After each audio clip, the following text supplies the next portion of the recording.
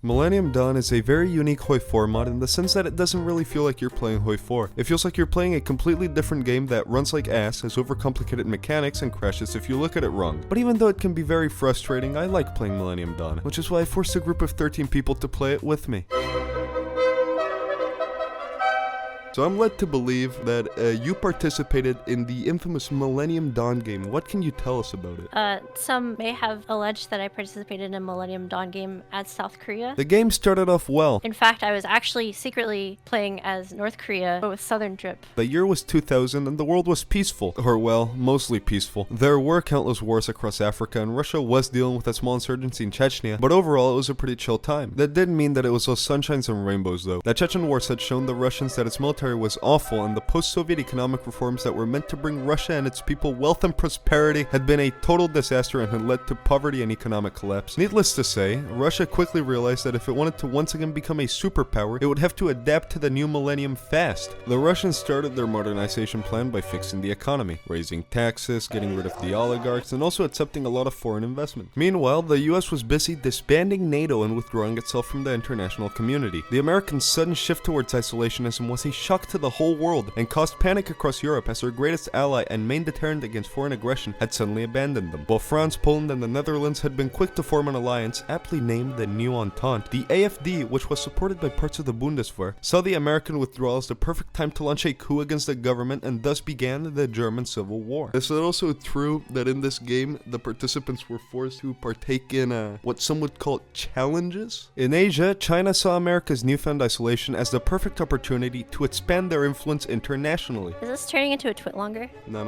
listen. I'm the one asking questions here, alright? The Chinese would start by creating the Asian Co-Prosperity Sphere with India. So is it true that the people that participated in this game were forced to partake in what some might call challenges? Perhaps rigged questions? Yes, they were incredibly rigged, and I'm very disappointed at the outcome of my questions. Officially, the Co-Prosperity Sphere was meant to be a defensive pact, but China's direct involvement in the Indian invasion of Bangladesh showed the world that the alliance had expansionist goals. Why is that? Why are you disappointed at the outcome of your questions? Because I was forced to exercise. How so? How were you forced to exercise? Because I was given a bullshit question about how Moses parted the goddamn Red Sea. How am I supposed to know Beyblade lore? Beyblade lore? Seeing this new threat on its border, Russia signed a defensive pact with Japan, and they also tried to sign one with the newly unified Korean Republic. Is it true that during the game, the Chinese forced you to join their alliance by stationing 100,000 men and sending a bunch of Huawei phones into your nation?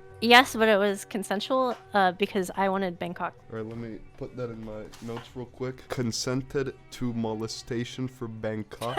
But unfortunately, the Koreans had already joined the Co-Prosperity Sphere. Now going back to Europe for a second, things were surprisingly calm. France had managed to restore its monarchy in a bloodless coup, and they also managed to peacefully establish puppet governments in Spain and Italy. Is it also true that if you answered a question erroneously or did not come up with an answer at all, you were forced to partake in torture? And on top of that, the German Civil War had unsurprisingly ended in an AfD victory, with the new German government deciding that the best way to rebuild its nation was to become isolationist like the US. It was torture, yes. How so? What method of torture? Waterboarding? Electrocution? Beatings? Being forced to play Hearts of Iron 4 Millennium Dawn with Hans and Fulkins. Oh shit. Meanwhile, the Hungarians decided that peace was overrated and they began the invasion of Slovakia because, quote, no one cares about Slovakia. Other than invading Slovakia, the Hungarians had been busy improving their relationship with Russia, which paid off after Slovakia had been puppeted as Hungary was accepted into CSTO. Back in Asia, tensions were rising. The Co-Prosperity Sphere continued its expansionist policies, with China annexing Mongolia and India annexing Pakistan. We also had reports that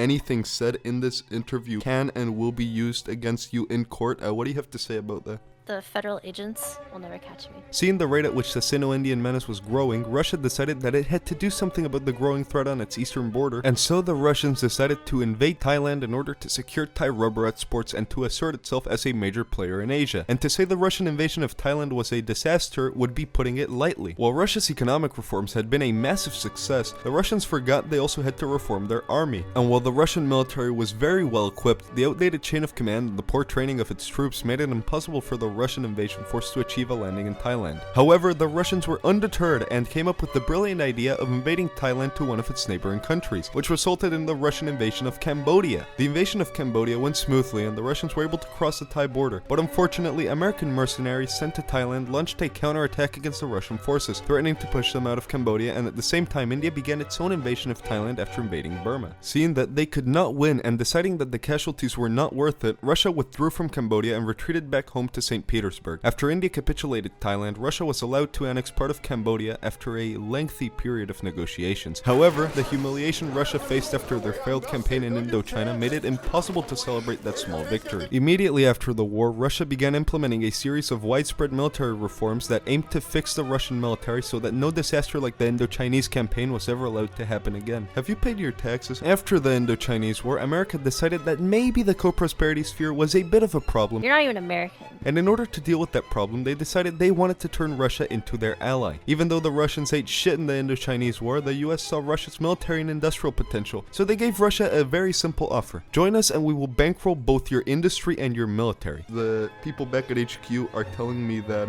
what's that? That gas is being pumped into the building. Unsurprisingly, Russia accepted America's offer as long as Hungary could also join their alliance, and so the Organization of Free Nations, or OFN for short, was formed. The Entente and Germany were quick to join the OFN, because if there's one thing that's scarier than Russia and America, it is Russia and America together in a faction. The OFN's formation greatly upset China and India, because why the fuck wouldn't it? You'd also be upset if Russia and the US and the only European countries that mattered banded together to defeat you. That's some Girls with Panzer type shit. Would you say that you would be open to playing Millennium Dawn again at some point, even though you went through horrible abuses in this game? At gunpoint, I guess I don't have a choice but to agree to this. To show that they were not scared by the new mega faction, China and India began deploying troops along the Russo-Chinese border, which led to the OFN deploying troops along the Russo-Chinese border and in Russian Cambodia, which led to the co-prosperity sphere threatening Russia and America, which led to the OFN threatening China and India. And when it looked like the world was on the brink of war, Millennium Dawn crashed and everyone decided that we should stop playing because at that point we had spent around 7 hours in game and it was barely 2006. God, I love Millennium Dawn multiplayer. If you enjoyed the video, feel free to leave a like, comment, and subscribe, and if you want to support my channel, feel free to join the Patreon like these people up on screen right now, link in the description. Remember to always drink and drive, and I'll see you all on the next one. Roll the horror.